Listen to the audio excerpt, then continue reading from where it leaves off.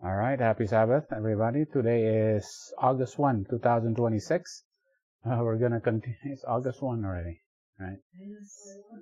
We're in the middle of summer already. So it's going to be the end of the year. Yeah. So fast. And we're going to continue our study about microbiome and diabetes. This is part 2. We'll do a little bit of review, right, about what the microbiome is. Microbiome is basically the totality of all the microbes. It's bacteria, which is germs we call, viruses, funguses, including yeast and molds, viruses, that all live together inside our intestines, right? Now, that is actually designed by God, right? So that we can digest our food, basically, right? And not only that, it actually is very crucial in maintaining our immunity. This is what, and that relates to diabetes, high blood pressure, Alzheimer's, depression, high blood. Wow, it's so many things. So I decided, wow, there's so many things I could add to what we've been studying before. I might as well start with diabetes because there's so much about it. So, all right. Obviously, the first place we have to start is in Genesis, right? We always start here. This is where we start. Because on the third day, God created all the food that was going to be prepared for humans and animals, right? The first thing is grass, which is herb-bearing, yielding the grass, which is for, the grass is for animals. Yep. The fruits, nuts, grains is for humans. All right? Yeah. Okay. And everything was done on the third day, so that on the fourth and fifth day, as well as the sixth day, when the humans and the animals were made, then they had the food already. Right? Okay. Right. So the animals, even the fish, and in the sea ate grass. Yeah, and the humans ate the nuts, grains, fruits, right? But then Eve obviously fell, right? Was deceived by Satan, and because of that one fruit because all the fruit was good, except one fruit was used as a test, right? Yeah. And when Eve and Adam ate of it, right? They sinned. Right? And because of that, they had to die. So the food in the Garden of Eden that's what we see. Grains, fruits, nuts, right? And then sin came. And because of that, now women have to suffer, and also men have to suffer, right? Yeah. But God said, you have to die. But I have a solution for that death. Right? I'm going to die for you as the Lamb of God. Right? But you still have to suffer. And because of suffering, you have to eat the herb of the field. In other words, you have to eat vegetables.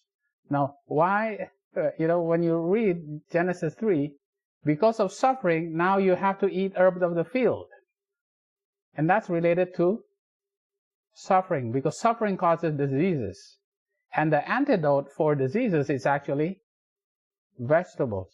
So the vegetables that was actually prepared for the animals, and now is after sin, is now for humans, which is to help prevent suffering from diseases. All right? Yeah. Okay. All right. Suffering from diseases. So, we know what animals ate, right? Animals ate grass, right? Right. So we go to the Bible again. animals eat grass, right? Okay. All right. Okay. Animals. God created to eat animals. Now, animals get all their protein, all their fat. Hi. Frank and Susan. Susan and Frank. And this is our friend, Adi and Henny from, supposed to be from Arkansas, and now they moved to Florida. Now they moved to Florida. All right. So, all right. We're still going on part 2, Frank and Susan, all right? Part 2 of diabetes and, microbiome. So, animals eat grass, right? And all their protein, all their fat, all their carbohydrates comes from grass, right? Yeah. And the Bible said it's because they chew their cud. And those are the clean animals that have part of their hoof. You can eat those, right? So when they eat grass, right, you look at grass, and what does grass have? Grass actually has linoleic acid, which is an unsaturated fat, right? And when they chew it, it gets fermented in their gut by their bacteria, by their germs, right? And it gets turned to short-chain fatty acids. Short-chain fatty acid is very important because it's the food of the intestines. Glucose is the food for the muscles, but short-chain fatty acid is the food for the intestines and also for humans, right? So this is how your intestines actually don't eat glucose, it eats saturated fat for the intestines to live, right? Okay, but also, from the unsaturated fats, the vaca makes vaccinic acid, which is the cows make saturated fats. I mean, trans fats. Trans fats good for you? Terrible. Trans fat is a no-no because it actually causes high cholesterol and causes heart attacks. It's actually the FDA has banned trans fats in processed foods, right? Because Crisco used to be a trans fat made from turning vegetable oil into trans fats, right? And that has been banned because trans fats causes heart attacks, right? But also unsaturated fats in the grass is turned into saturated fats, right? From the stearic acid, saturated fat. Now, comparing saturated fat and unsaturated fat, is this bad? Saturated fat is bad, all right? Right? It actually increases your cholesterol, but also it causes you to become insulin resistant, right? Saturated fats cause you to become insulin resistant. So, this is where we get the trans fats and saturated fats from the animal products, all right? So, God created the microbiome, and in the cows, in the animals, so they can eat the leaves, right? And God created our microbiome as well, right? It's very important. And when we look at our microbiome, right, there's more than 1,000 different types of germs in your gut, right? Some of them you can actually culture, and it looks like dark gram-positives, or it looks red, is gram-negatives, we call that, but there's so many different kinds. When we're born, it depends on whether we're born by cesarean section or we're born through a normal vaginal delivery. It actually determines what our microbiome is, right? And whether we actually drink formula or we drink mother's milk. So everybody's microbiome is different. And it pretty much stays the same throughout your life. For the most part, you don't change the type of germs you have. But what you eat actually changes the ratio of the good and the bad, the ratio. And that determines whether you get certain diseases of obesity and diabetes, for example. And this is what we're doing. So the ratio, right? Yeah, the ratio of the gram-positive, like the Firmicutes, and the Bacteroidetes, that's the gram-negatives. You know, Bacteroidetes is the kind of like the red colored. Firmicutes, right? Dark colored, right? Firmicutes tend to break down starches to become glucose. So it makes more glucose, right? Well, we don't need too much of that, because too much glucose will eventually increase our blood sugar, get turned into fats. You know, it goes into our, makes us gain weight, right? Now, the Bacteroidetes, it breaks down the fiber into butyrates, short-chain fatty acids, and that's good, right?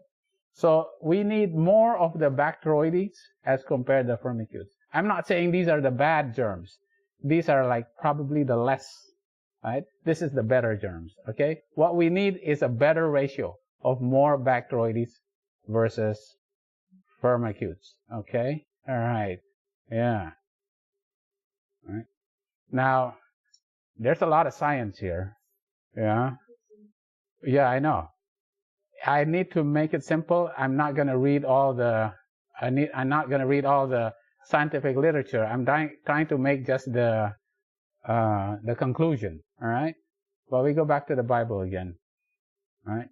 In the Bible, there's a comparison in the Bible between a high-fat, saturated, low-fiber diet and a high-fiber, low-fat diet in the food of Esau and Jacob, right?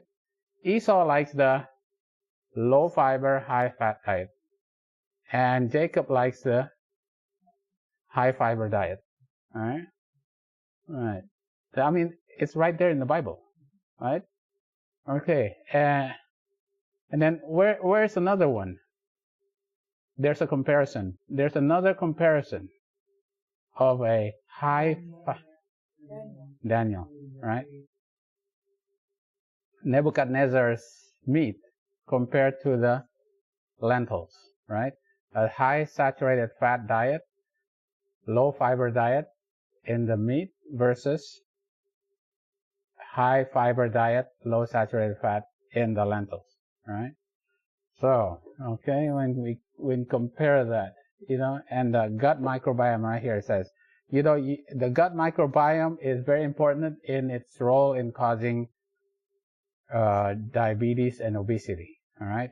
Now we go, how does it do it? Wow, this is very complicated. Let me just, you know, it's about the energy source, right? Because high fiber is broken down to butyrate, short-chain fatty acids, remember? Short-chain fatty acids is the food of your intestinal cells, right? It keeps your intestinal cells healthy, right? Okay, that is what keeps it healthy. That the high fiber diet, and it's broken down by the germs, the microbiome, all right? The other thing is important for immunity, because, you know, certain cells, right, that's from butyrate, it actually affects your immunity, your immune cells, so that your cells will not be leaky, right? All right, it will not be leaky.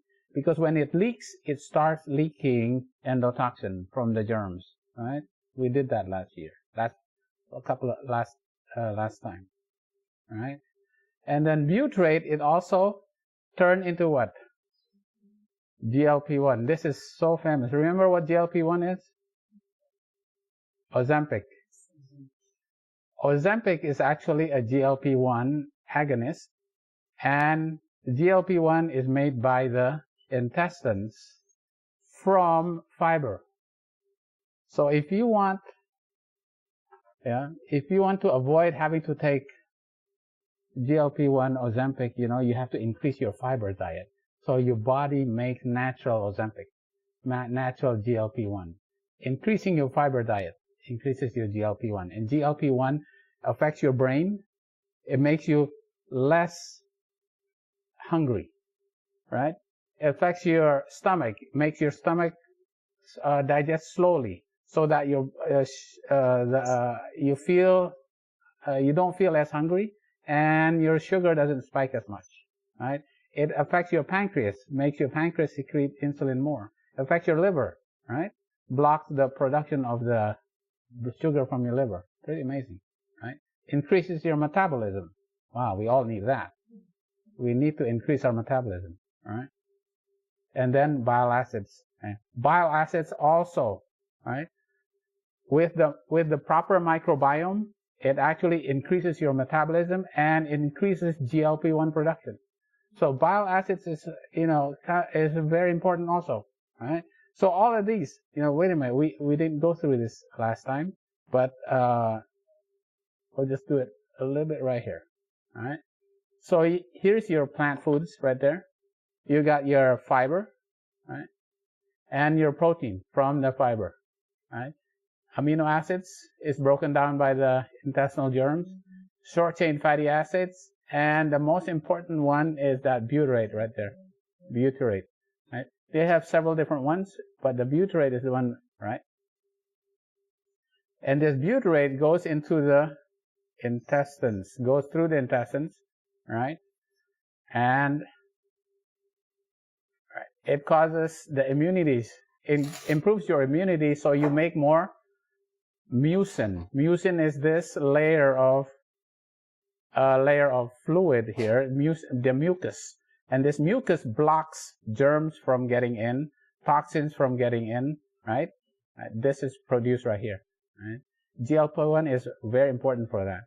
It also improves your immunity because this immunity makes your cells turn over properly, right? You need your immunity for recycling of this cell layer, right? And it makes GLP-1. GLP-1 affects the stomach, the pancreas, the liver, the brain, right? This is all good. Yeah. That's why when they found out about this drug, they said, okay, we need to make a synthetic drug like this that we can inject, right? It is.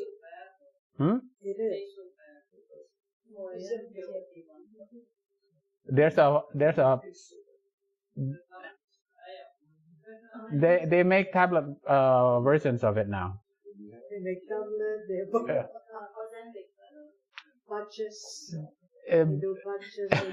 Before we used to we inject it, right? It is so expensive, right? $1,500 a month just for injection. But now they have a pill form. Yeah. And a patch form. A patch form. Yeah. Yeah. Because the thing about it is. It is.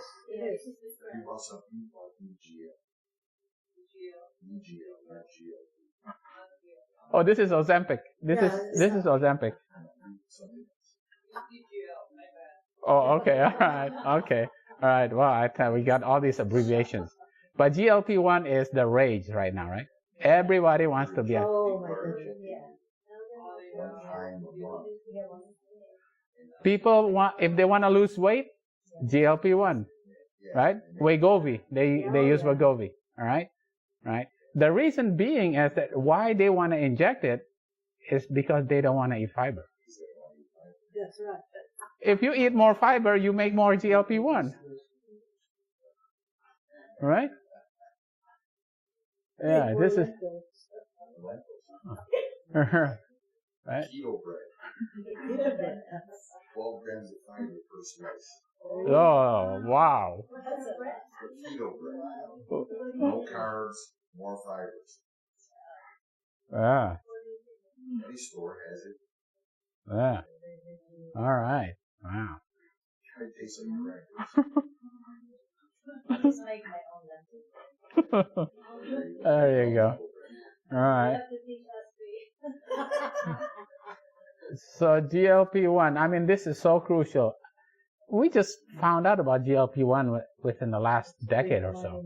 It'd be pretty amazing. And, it all boils down to your microbiome, right?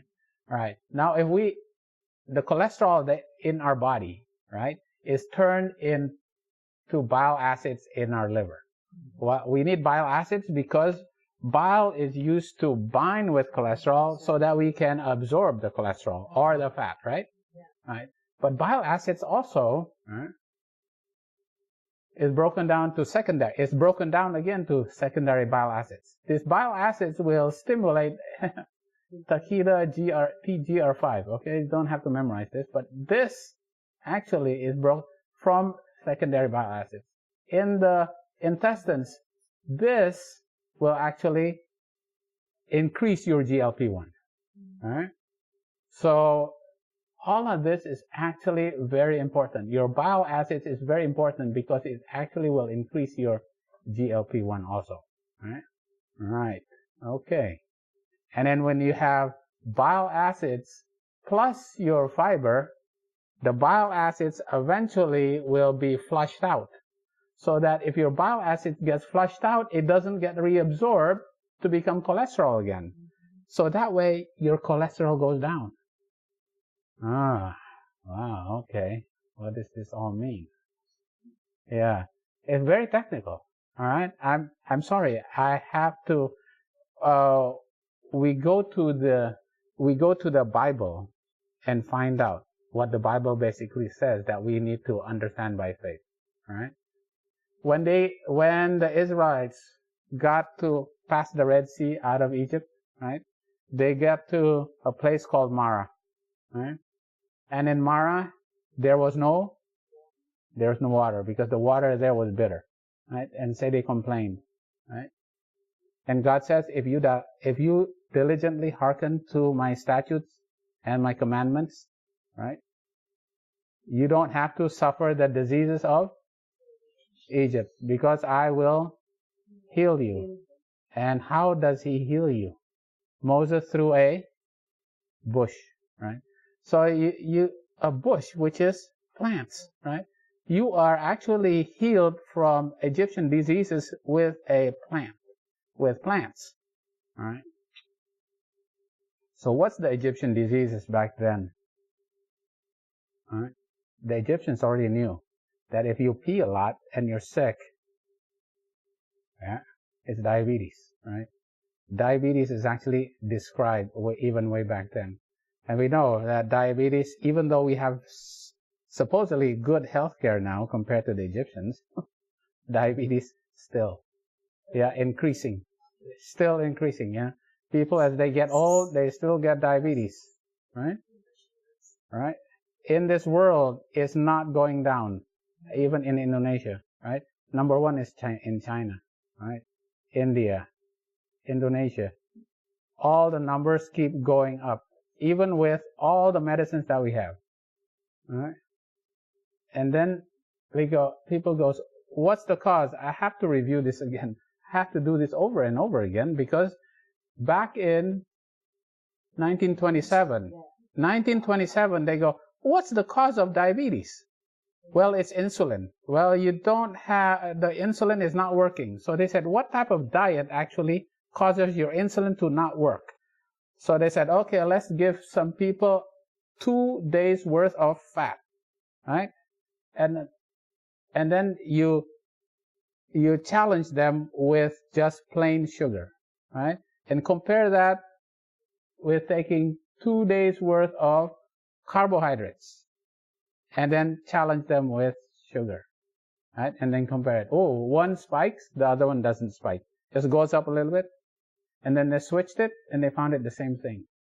And they found that it is actually those who eat fat for 2 days had a spike in their sugar. It's the fat that causes you to become insulin resistant. It's not the sugar. It's not the carbs. It's the fat that caused. They found this out in 1927, but they had no clue why. They could not tell why. It's your fat that you eat that causes you to become insulin resistant, right? Your sugar spikes high, right? And then only in 1999, they found out that the fat actually goes into your cells, right? Your fat goes into your cells so that your sugar stays outside, right? And that's what it looks like. The fat goes inside and the sugar stays out. And what makes the fat actually goes into the cell is actually protein, Right? This amino acid called valine is one that causes it. Now, valine gets broken down to 3-HIB, right? And this 3-HIB is the one that causes fat to go in, right? So that the glucose stays outside. And when it's outside in the bloodstream, your blood sugar remains high, and it doesn't go into your muscles, right? And this is how you become diabetic. So why does valine get turned to 3-HIB? All right, this is the one I was reading, and within the last 2 weeks, found out why. What happened is, if you don't eat enough fiber and eat a lot more animal protein and animal fat, low fiber causes low butyrate. And when you have low butyrate, now the body says, okay, in that case, we'll now digest more of the valine. So when the valine gets broken down because of you're having less fiber, by the intestines, this happens in the intestines, right? You make more 3-HIB. So, it's about the animal protein, the lack of fiber, and the saturated fat, right? That increases your insulin resistance, right? Okay, this is the mechanism. I always go through this really quick, all right? Yeah. Insulin is made by the pancreas, right? Right. And then your door is that GLUT4 vesicle, right? And the mechanism of the door lock, right, that has to be open, has to have a key, which is the insulin. Insulin is the key that goes to the receptor to open this door right here, right? Okay. Right? The mechanism is complicated, right? 7 steps, and then the door opens. So that now the glucose goes in, but also you exercise. When you exercise, the glucose goes in, right? It forces, right? So this is kind of complicated process, right? In diabetes type 1, right? What happens in diabetes type 1? Your pancreas fails. It's usually kids. They don't make there's no insulin. When there's no insulin, glucose goes high and it does not get in much at all, right? So what do you have to do? You have to inject insulin, right? Now in diabetes type 2, you do have insulin, right? Your pancreas makes insulin, right?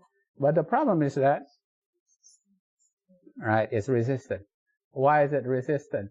Because, if you don't eat much fiber, right, and you eat more animal protein, that animal protein causes valine to be turned to 3-HIB. 3-HIB allows fat to get into your cells, and this will block this. All the fat here will block this such that the door doesn't open, all right? And what type of fat actually goes in? It's saturated fat, right? Saturated fat that is high in the animal products, right? But also in palm oil and coconut oil, right? Palm oil and coconut oil is in saturated fat, all right? Okay, all right. All right. Now, does eating more sugar cause you to become diabetic?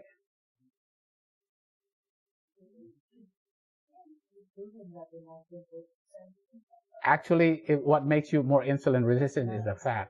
But eating more sugar, let's see, if you eat more sugar, right, sugar is turned into energy, right, in your body, right? So right, that's the normal cell, right? But the problem is some of that leaks, the oxygen, the electron leak. It's called the electron leak. And some of that becomes reactive oxygen. Some of that oxygen leaks, it becomes reactive, and reactive oxygen species. And this is called free radicals. And that's pro-oxidant. And it actually denatures your lipids, proteins, and DNA. So now your lipids, proteins, and DNA is denatured by free radicals, right? This free radical is pro-oxidant, right? So it's called oxidative stress, right? Which leads to inflammation, which leads to necrosis, which is death, right? Right. Right. This is necrosis, right? Right. That's death, the death of the cell. So what do? You have to eat more antioxidants, because antioxidants will fight against the pro-oxidants, right? Pro-oxidants, right? So that now the antioxidants is kind of like the fire extinguisher. That, right? Now the antioxidant is the one that now becomes stressed, right? Yeah. Okay. The thing about it is, if you drink a lot of glucose, yeah, you drink a lot of soda, and you don't exercise, you're always on your cell phone, and you drink a lot of Coke, right? You don't use enough energy. You drink a lot of this. What happens? It goes down this way, right? You just look at the equation goes down this way. You make oxidative stress. This oxidative stress is the one that causes your cells to become insulin resistant. So it's not directly the glucose that causes you to become diabetic. It's the oxidative stress from eating too much glucose and not exercising. It's what causes you to become insulin resistant, right? Yeah. Anyway, right. What also causes inflammation, right? Wow, we said the bacteria, right? Germs. Well, germs can cause resistance, right? Because of this lipopolysaccharide, LPS, lipopolysaccharide, right there. It's on the surface of this, right there, sticking out right there. Lipopolysaccharides, right? Germs, lipopolysaccharide is actually called endotoxin. Wow. When you have a lot of endotoxin in your body, what happens? You go into shock. All the nurses here know. When you go into shock, wow, you have to go to the ICU. You have to be intubated. You have to be, this is really bad inflammation. It's inflammation overload, right? When you go into shock. It's a lipopolysaccharide. All right? And it has something to do with the gut, right? It's the microbiome in the gut that causes. They found out that, a high-fat diet causes your tight junctions to leak, right? Yeah, wow. It's a high-fat diet. Yeah, it alters your Firmicutes and your Bacteroidetes, right? All that microbiome balance actually can cause inflammation, right? Induce proliferation of gram-negative bacteria, right? Right. So here you go. That's your gram-negative bacteria, right? And it releases lipopolysaccharides, right? Normally, the tight junctions are tight right there. So it goes there and it stops. It doesn't go in. But when the tight junctions become loose and your gut becomes leaky, this lipopolysaccharide goes in, right? It goes in and it comes to this cells, inflammatory cells, and all these inflammation cells oh, wait a minute, there's lipopolysaccharides. This is bad. We gotta fight it, right? With interleukins and TNFs, right? These are cytokines. This is what makes they're trying to fight it. They're trying to kill it with this interleukin and TNF, right? Inflammation is good to fight. It's good to fight the germs. It's good to fight the infection, right? That's what inflammation is for. But too much of it, now too much of this, right? Right. Too much of the ILB actually goes to your pancreas and cause your pancreas to start to malfunction and now stops producing insulin, right? The inflammation in your gut actually stops your pancreas from making insulin, slowly reduces the function of your pancreas, right? Inflammation in your gut, all right? All right. And also, it actually starts blocking that key, right? That key, the function of the lock in your muscles, all right? It blocks that, right? So they actually go, okay, what else, right? They found out that in mice, when you feed them a high-fat that is from animals. The saturated fat from animals as compared to the saturated fat that's in plant, safflower oil. The saturated fat that is in the animal causes a dysbiosis, imbalance of your microbiome, such that you make more of the Bilophila wadsworthia. This germ, this is not a very good germ here, right? It causes your bile acids, right, to change to thyrocholic acid. This causes an inflammation, right? This inflammation causes your immunity to be disrupted and causes your insulin resistance, right? Okay, wow. Yep. Yeah. Now, I'm just including this just because I'm telling you this is the article that I had to read just to get all of this information, right? To boil it down to like here. So remember, your cholesterol is made into bile acids, and is broken down by the good bacteria to make secondary bile acids. This makes TGR5. This in your blood makes your metabolism, increases your metabolism, right? It affects your thyroid gland, affects your muscles, affects the fat in your body to increase your metabolism, which is good, right?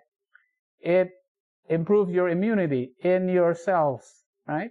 But also, it makes more GLP-1. Okay, this is good, right? So your microbiome affects how much GLP-1 you make through butyrate, but also the bile acids. All right. Okay, but what if you eat a high saturated fat diet?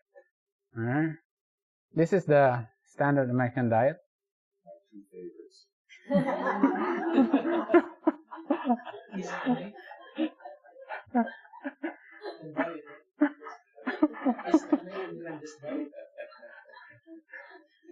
This is, when you want to boil it down to, it's high in saturated fat. All right. But what else? It's low in fiber. Okay, this is the problem. High saturated fat and low fiber. Okay, this causes this bile acids to be turned to thyrocholic acid instead of secondary bile. Right? The fat and the lack of fiber makes thyrocholic acid, and thyrocholic acid makes these germs to increase. All right. When you have more of these germs, now you have an imbalance. Right? This causes an imbalance. Thyrocholic acid causes inflammation and your gut to be leaky. And now the LPS, the endotoxin from these germs will now start going in. Right? Inflammation. And now you got the TNF and the interleukins causing more insulin resistance. Right? Right. Okay. Now, because you're not eating as much fiber, you're making more of this. Now, the good germs are reduced because you're not eating as much fiber. When this reduced, because this is reduced, this is increased, right? All right. So this is reduced. Right? This is just like, just going down, just looking at the equation, you go, this increases, this reduced, right? When this is reduced, this is reduced, and this is reduced, right? So less GLP-1, okay? All right. Kind of, to me, in my mind, when I do something like this, it makes more sense now, right? Because I can see it. Oh, that's why. This is actually what happened. This is actually what's happening in your gut, in your muscles, in your pancreas, yeah, right? Because now it's not just like, okay, a doctor told you, so you're gonna believe it. No, I got, the medical evidence just shows you right there. This is actually what's happening inside your body, right? Yeah. This kind of study is not in the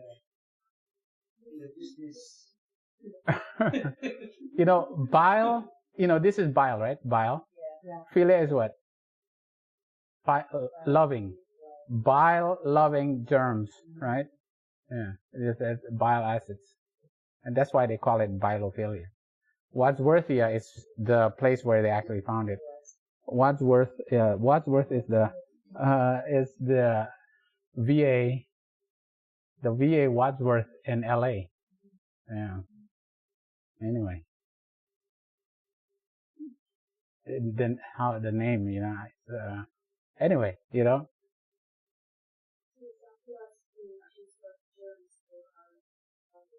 Yeah. We actually can make the ratio a lot better for ourselves, so we reduce our risk for diabetes and obesity and depression and Alzheimer's and high blood pressure and heart attacks.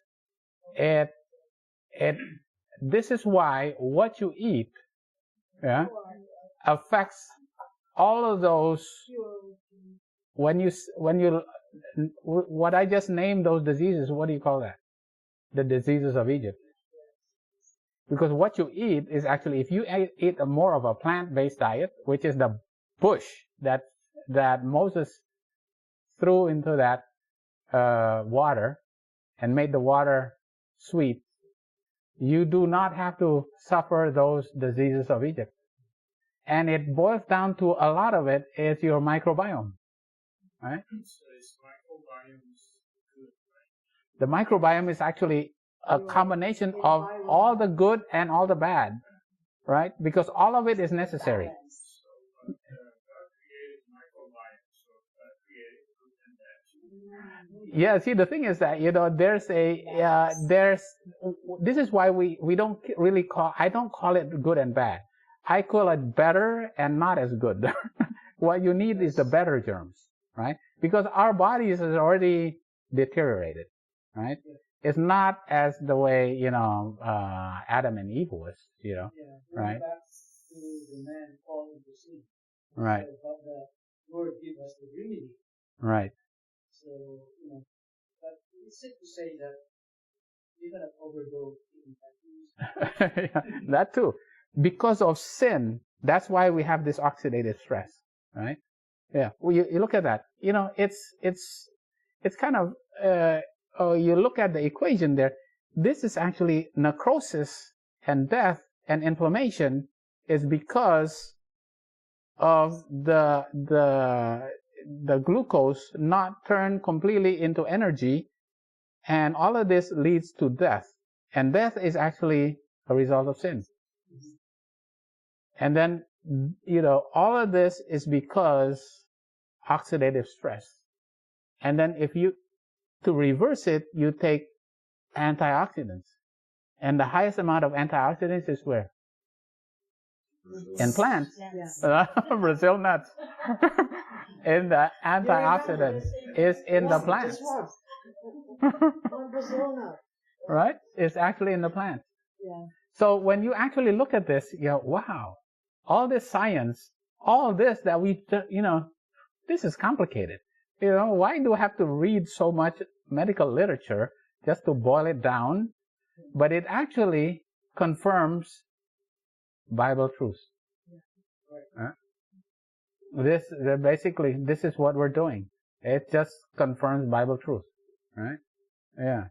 But I had to read a lot of medical literature to get all of this. They call it now microbiome.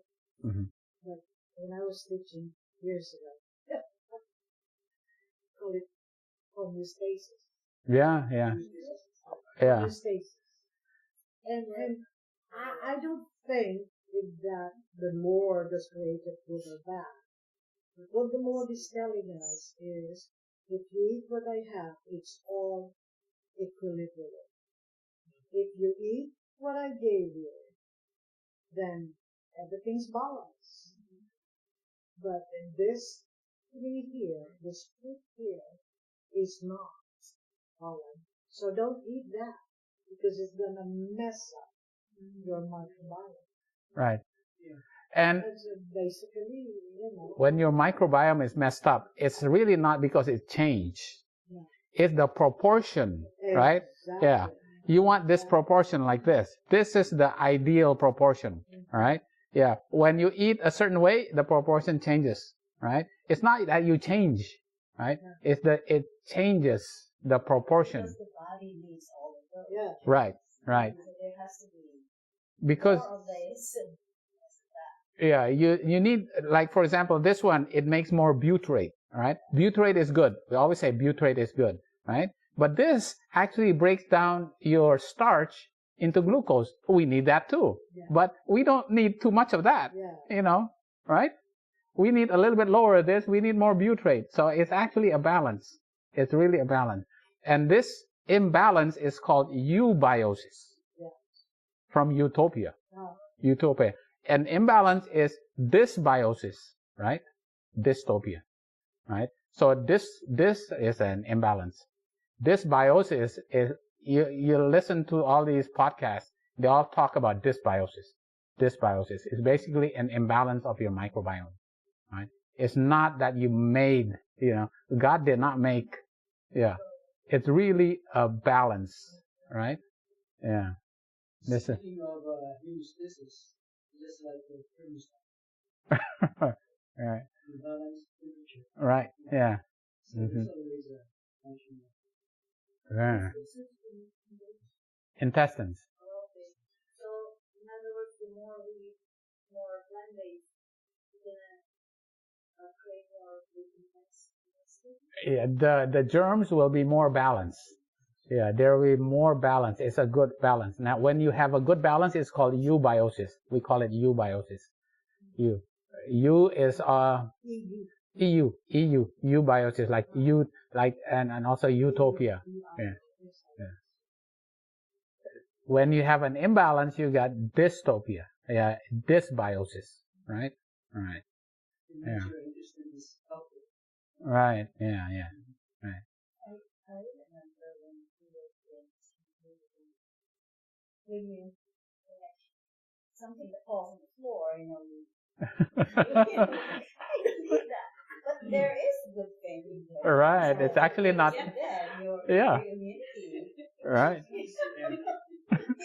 It's not good that you're sterile. It's not good that you're sterile. There has That's to be right. some, I have some bad things. we have a property in the Philippines, and we have some people that ITs, indigenous people, and got sugarcane and everything. And we have a creek over there. We go there and eat whatever we see. All right. And these people, they don't get sick. They just barefooted, and they hardly get sick. Mm-hmm. And then came the civilized people. Yes. They introduced to them their canned goods, their cake, now that's what their coffee, Wrapped in plastic. cigarettes. There, it's what it wiped out an entire tribe in the Philippines because of the civilized people bringing them their food. Yeah, but now we feed them with rice and salt, fish. So what happens with the people who have sickness like anti-show? What do you call it? Oh, okay. That's diverticulosis. Oh. Diverticulosis is actually also a lack of fiber.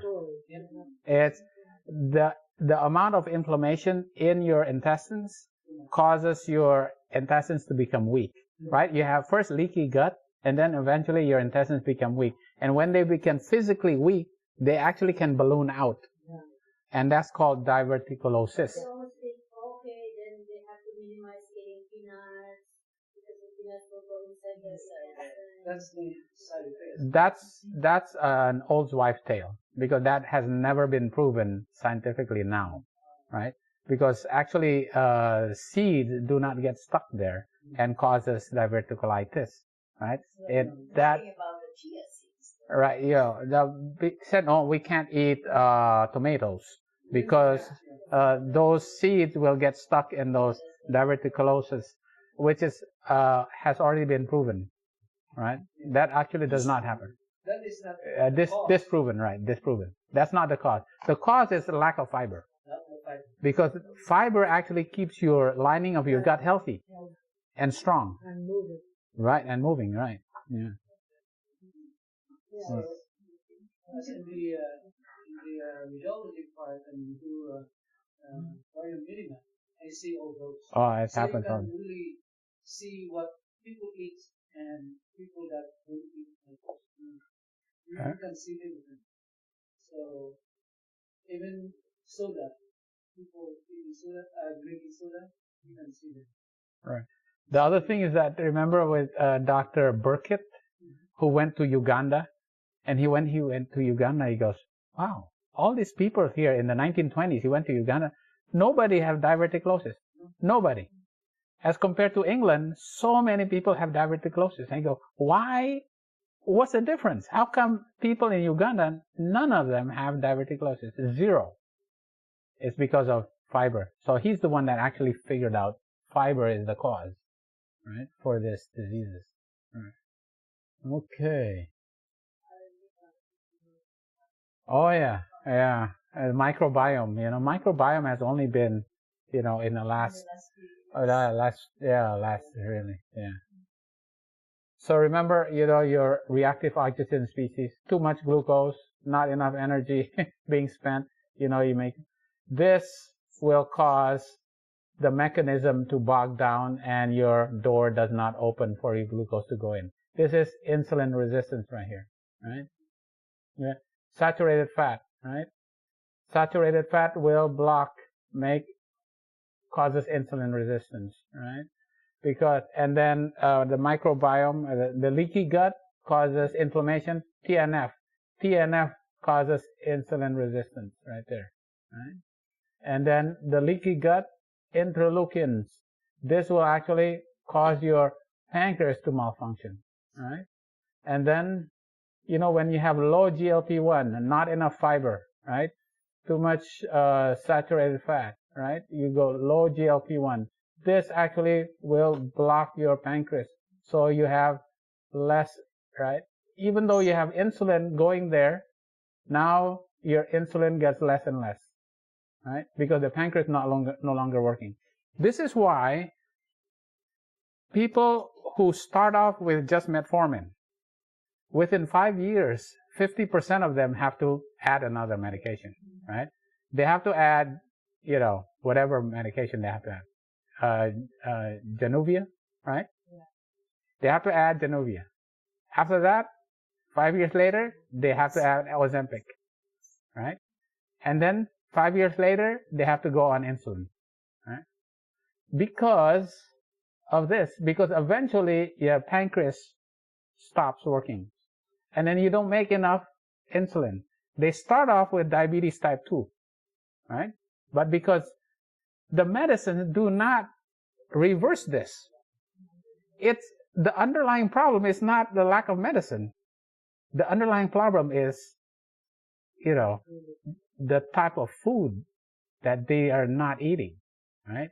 And the type of food that they're actually eating to reverse all of this, right? So even though there's some insulin, eventually the pancreas fails. Right? And this is this is in 1903, before the advent of insulin in 1920, how did they treat diabetes in the hospital? With oatmeal. Oatmeal is the treatment for diabetes, right? Imagine in 1903, right? Diabetes, right? Right. So they compared people who had high-fat diet and low-fat diet, right? This, for example, this is an oatmeal diet, right? They took all these diabetics who had an average of 20 years of diabetes, right? An average of, the highest is 20 years, the average of 8 years of diabetes, right? And they went on this high carb diet for 16 days, right? 16 days, imagine, eating oatmeal for 16 days. What happened? Their requirement, if they ate their usual diet that the doctor says, okay, you eat your usual diet, your requirement on insulin stays the same.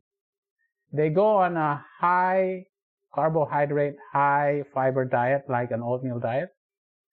Requirement of insulin in 16 days goes down to 0 in some of them, in 50% of them. This is a long time ago. 50% of these people who was on insulin went off of insulin. 50%. Amazing, right? Even though the average amount of insulin they needed was 26, they went down to 11, and 50% of them actually got off insulin, right? And why is that? It's because oatmeal is low in calorie, high in soluble fiber, low in saturated fat. As a matter of fact, not much saturated fat, and also low in animal protein. This is why it actually works. This is why it actually works. And what happens? Even if you stop oatmeal, your hemoglobin A1C still remains low for 4 weeks. Why? Because you change your microbiome already. So that effect, even though you're no longer eating that oatmeal, your microbiome is already changed, and you're still making GLP-1 4 weeks later, right? This is the best oatmeal is the least processed oatmeal, right? Some people will like groats. Heard of groats? Yeah. Some people actually like groats, but the least processed is actually the old-fashioned oatmeal, right? No. This is it. Oh, yeah. Right. No. Yeah, what we're saying is that this actually is what lowers your blood sugar. But for you to make it palatable, for you to eat it, sometimes you just can't eat just plain oatmeal. You have to eat it with fruits. Now, fruits does not increase your blood sugar to make you insulin resistant, right? It does increase your sugar, but just a little bit, right? And then you eat it with nuts, right? If you can have honey. Honey is obviously better than white sugar, right? And the best thing is to use is flaxseed. That's why we always have it. And then use amla, which is, right? Indian gooseberry, And there's we did a lot of studies about that specifically, right? So for some, I remember one person says, I just can't eat oatmeal. So he goes, you know what? Eventually, what I did was I mixed it with sayur-asam. So instead of using rice, they actually mix it with the type of vegetables that they eat. So they change the rice because rice does not have as much fiber. Actually does not have much fiber at all, really, compared to oatmeal, especially white rice, right? So if you want to actually reverse your diabetes, instead of eating your food with rice, you eat it with oatmeal, right? So you still keep your other food that makes you want to eat, right? Makes your, for people who have tough time. Oh, yeah. There's multiple ways of eating oatmeal, right? The biggest thing is that the main point is the high fiber, low calorie, low saturated fat, and low animal protein, which is high in valine, right? Okay. So we go back. All right. So after they went to Mara, eventually they ended up in the wilderness of sin, right? In the wilderness of sin, they ran out of food, right? And they were still lusting for what? The flesh pots of Egypt, right? And bread. You just think of it.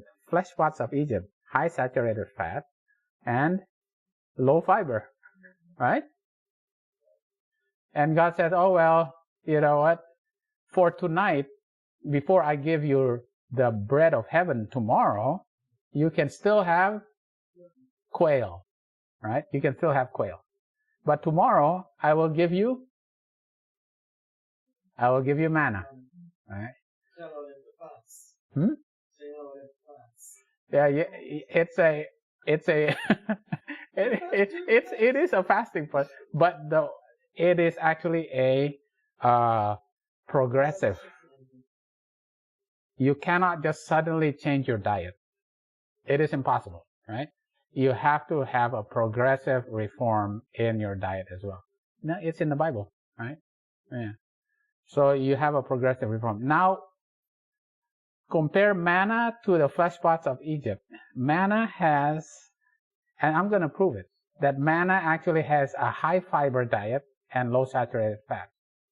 Because what is manna?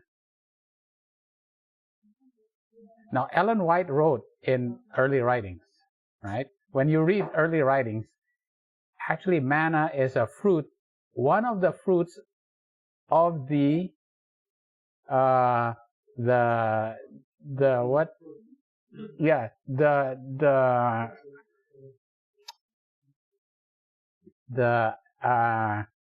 tree of life. The tree of life has different fruits, right? 12 different fruits. One of them is actually manna. So right here you can see that God is comparing high saturated, low fiber diet versus high fiber, low saturated, which is manna, right? Right there. Yeah, pretty amazing. And when you think about it, these people are people who keep the Sabbath, waiting for a Savior to come to save them from sin, right?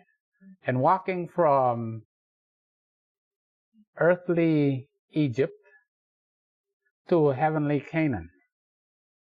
And they actually have to change their diet, right?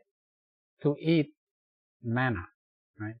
Before they can actually enter into.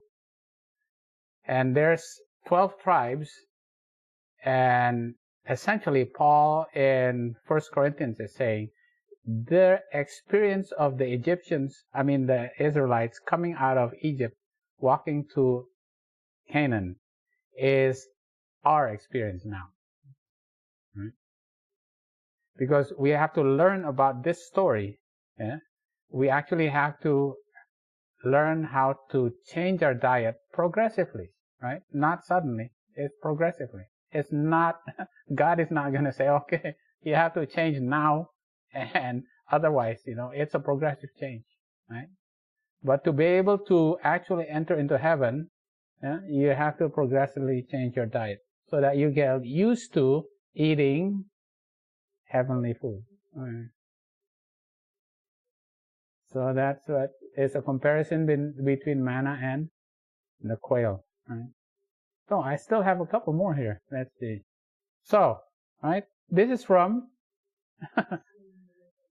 this is looking at the Adventists who are supposedly waiting to go to heaven here. Right. And Adventist is a mixed multitude. Oh, was there a mixed multitude? Yeah. In the Israelites? Yes. Who wanted to eat quail? Adventist is a mixed multitude, right? 8% vegan, 28% lacto-ovo. This is Adventist, right? 10% pesco-vegetarian, 6% semi-vegetarians, and what's the largest proportion? 48% non-vegetarians. This is the breakdown of Adventists, right? You can say it's a mixed multitude. And they go, okay, let's look at the best evidence is actually in men, because in women there's a little bit more confining factors, being on menopause or not menopause, being on birth control pills and all of that. The data is not still confounded, right? But in men you can see it a lot better. comparing vegan, lacto-ovo, pesco, semi-vegetarian, and non-vegetarian. Pesco, those who still eat fish. Pesco is fish, right?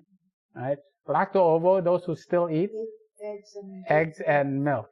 All right. And cheese, right? Lacto-ovo. Semi, they'll eat meat, but not as much, very little meat. As compared to non-vegetarians, there's a lot more meat. Right. Right. So eat a lot more vegetables, less meat still. So semi versus non-vegetarian. And when you compare the males, which is a lot easier to compare, you know, they like all causes, right? The vegans have less mortality compared to the non-vegetarians, right? And you get, the numbers get lower and lower overall, right? The more plants you eat, the longer your lifespan is, essentially. Ischemic heart disease, right? Basically, you reduce it by 65% going vegan as compared to non-vegetarian, right? Cardiovascular disease, right? Goes down, right? Everything goes down, right? So this is, the non-vegetarians are 100%, right? And then when you compare it with the vegans, right? The vegans are much lower, it goes down 28%. This goes down 65%. This goes down 42%, right? And cancer. Now, cancer does not get changed that much, right? Between the non-vegetarians, right? Cancer still, there's so many different things that can cause cancers, right? Now, this is, the gut microbiota. This is like what we call, the good, the better ones. Yeah. The bad kind of germs, the germ that is increased when you have diabetes. And these are the germs that are less. They find this out in people with diabetes. And they found out this imbalance actually causes all the diabetic complications because of inflammation, right? It's all inflammation. Right? It's caused by inflammation, right?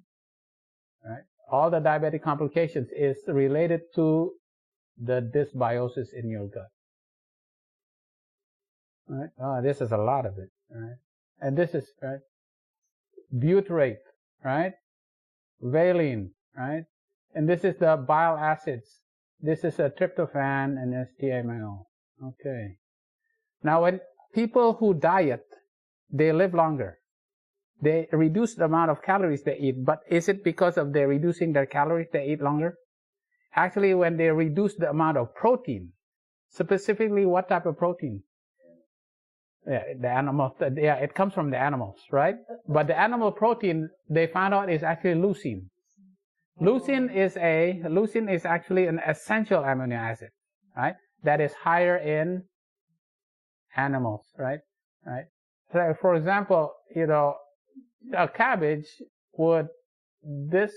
you need 4 cabbages to have enough leucine as in salmon or beef, right? And you have to eat 100 apples to get as much leucine as it is in the animal, right? Right. So there is leucine, obviously there's, right? But a lot more in animal protein. And this actually makes your body want to grow. Right? When you have a lot of glucose, a lot of insulin, a lot of essential proteins, your body says, okay, grow, because you have all the building blocks for growth. But keeping growing actually makes you die quicker. Right? Right. It makes your cancers grow. Right? Cancers grow. Makes you more, increase your risk for diabetes. Instead of, resting and actually recirculating and recycling, your products, your cells, right? So, your valine gets turned to 3-HIB because of lack of fiber, right? leucine goes to mTOR. This makes your cells want to go faster, faster, faster, and then it causes your pancreas to dysfunction. Right? All right. All right. And then now your insulin level goes down. Right? Valine actually increases your mTOR also. Right? This actually causes in your cells, actually causes, it blocks causes insulin resistance, blocks the key. Right? All right. And the other one is TMAO. Now, TMAO is, right, when starch and fiber is broken down, right? Starch is broken down to glucose, and fiber is broken down to butyrate, right? There is carnitine and choline. This is actually needed by your body. But if you have too much of it, it goes to your intestines. Too much of this goes into your intestines and is broken down to TMA, right? TMA, it goes into your liver and it's broken down to TMAO, right? TMAO is found to be a cause of death. It increases your risk for heart attacks and causes your inflammation and causes insulin resistance, right? They just found this out recently, TMAO. And where did you get it from? Carnitine and choline, because carnitine and choline is broken down to TMA, and TMA is TMAO. All right? It depends on your gut.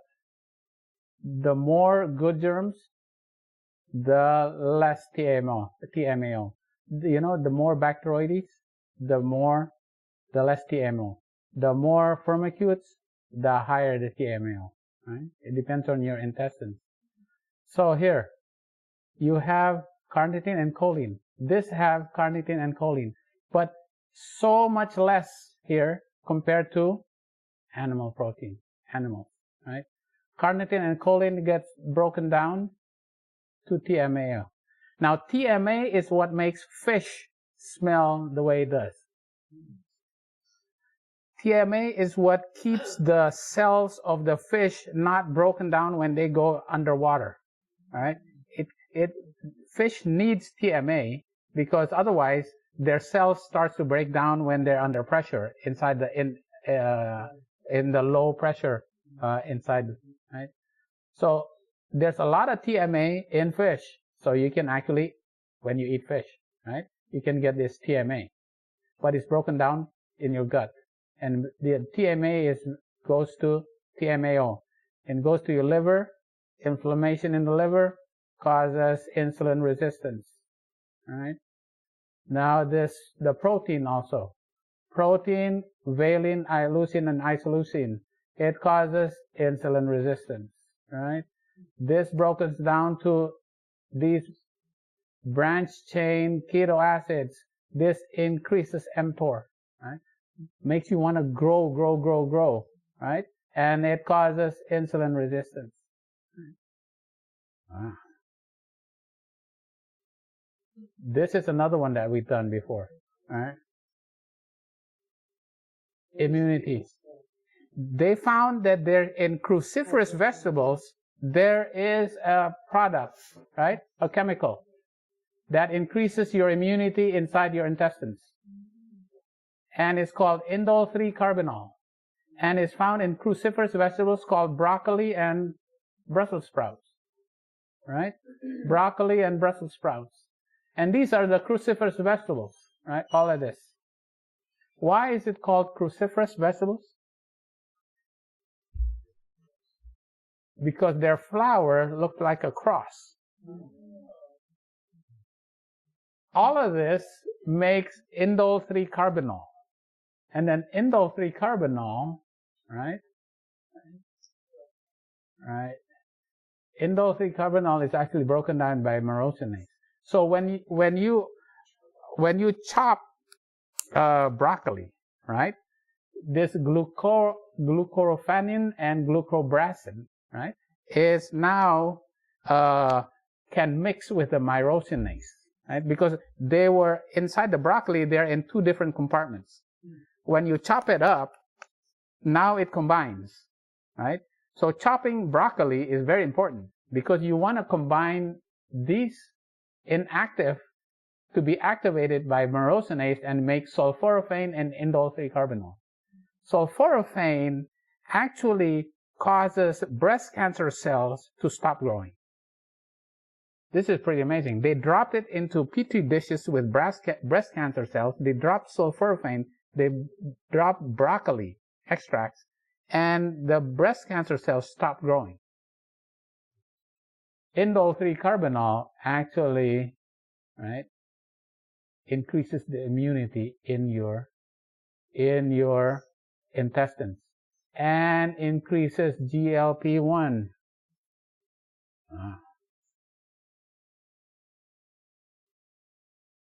So, what about your hemoglobin A1C? What's a good hemoglobin A1C?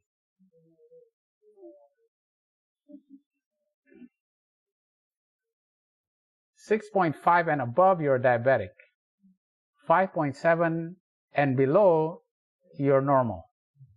In between, you're yeah. That's right.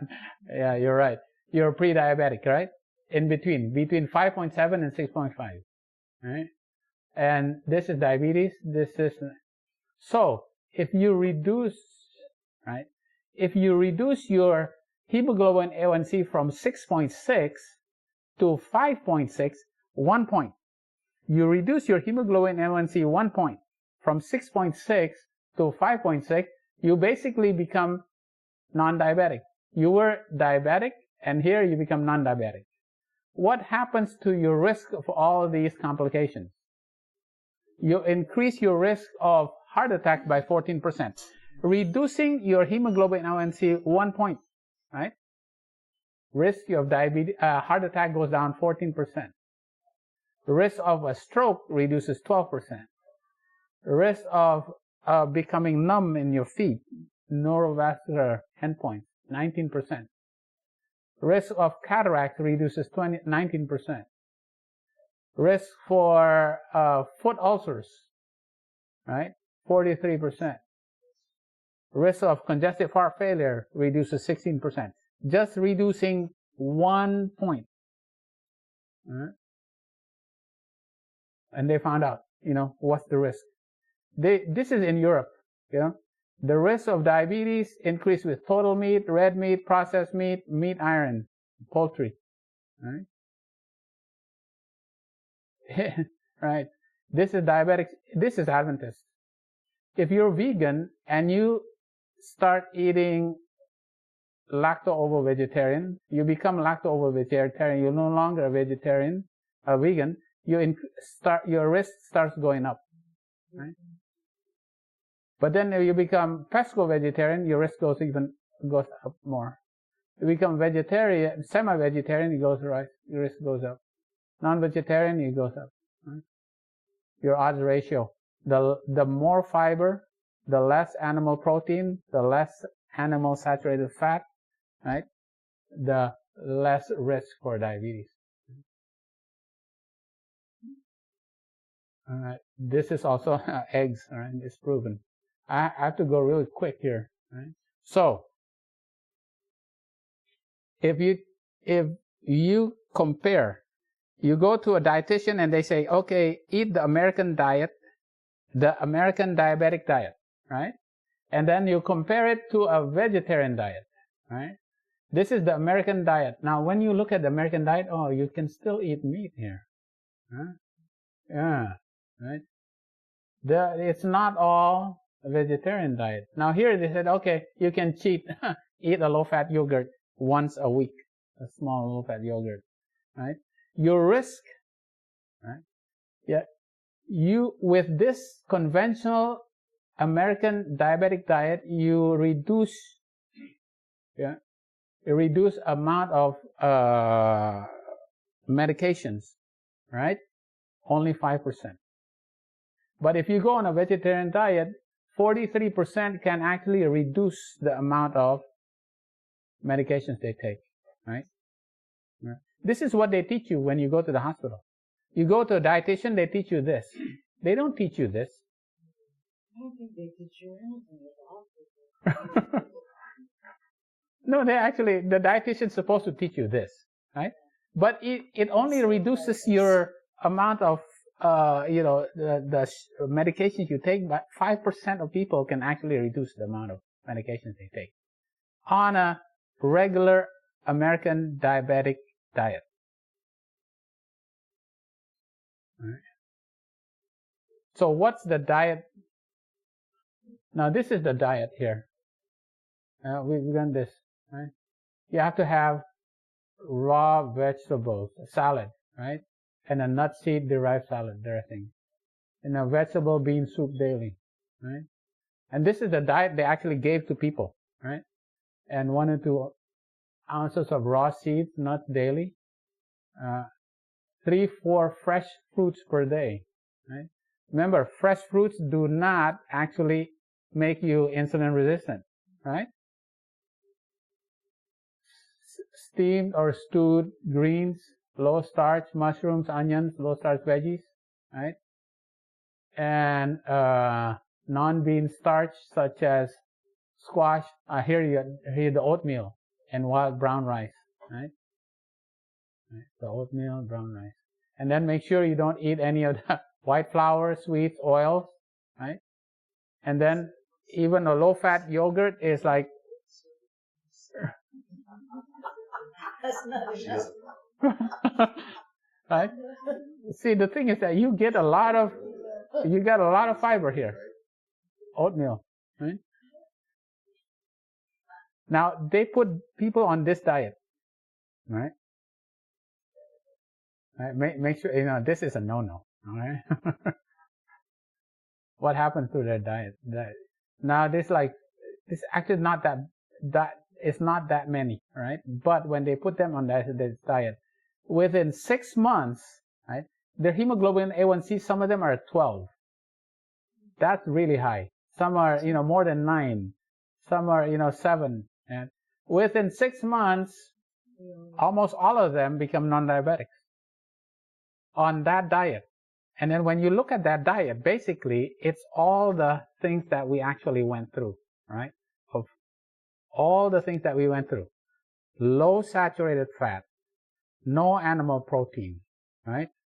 High fiber diet, right? Yeah. No heme iron.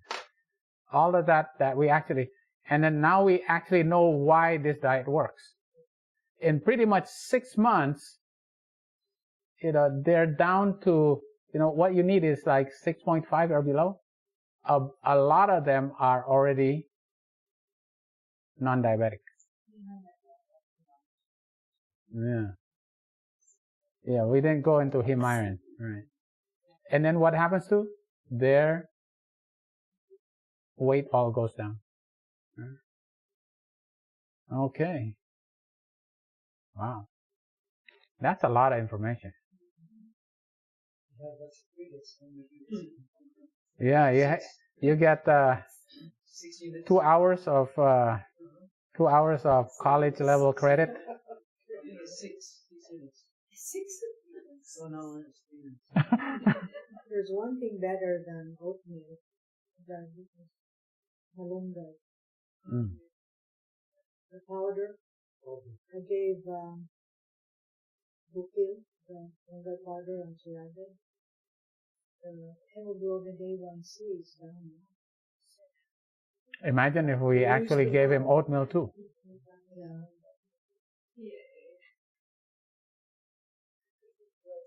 Relations, heredity, and diabetes. Sometimes when you go to the doctor, you ask, is your father diabetic? Is your mother diabetic? Oh, you're diabetic.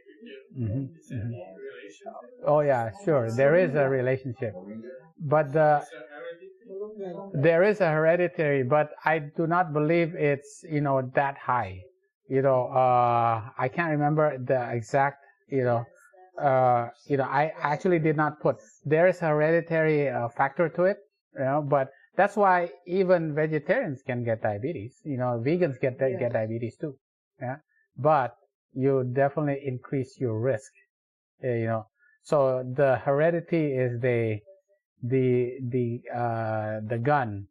The type of food you eat is actually the bullet, right? Yeah. So there is a hereditary risk of it. Yeah. But diabetes is probably one of the easier diseases to actually treat, to manage. It's a lot, to change to that diet. You look at, well, that diet is really not that bad. It's not, as long as you keep up with it, in 6 months you could potentially reduce it. Imagine in 1937, 50% of diabetics got off insulin 16 days. That's in 1937 they actually did that. They got off insulin in 16 days. Right? They're probably pretty strict back then, but you don't have to be that strict. Yeah.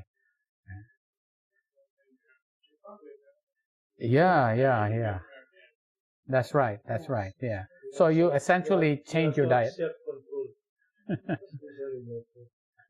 Right. Yeah. So, this is the thing, what you're doing is actually you changing your taste buds so that eventually you will like this food, right? Because when we think about it, for us, we're preparing for heaven. And we're basically preparing to eat manna for the rest of our eternity and eat fruits for eternity. That type of the likeness for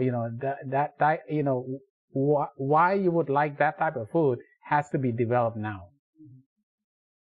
You can't suddenly go to heaven and suddenly change your appetite. It does not change. Ellen White says in so many ways, right? Your taste bud does not change when you're translated, when you're going to heaven. And you prove that by the story of the Israelites in the desert. They had to change their diet for 40 years before they can enter into Canaan. Right? Yeah. Not even Moses. And also it's not forced to you, but you know already that is really good for you. Yeah. That's the reason. Yeah.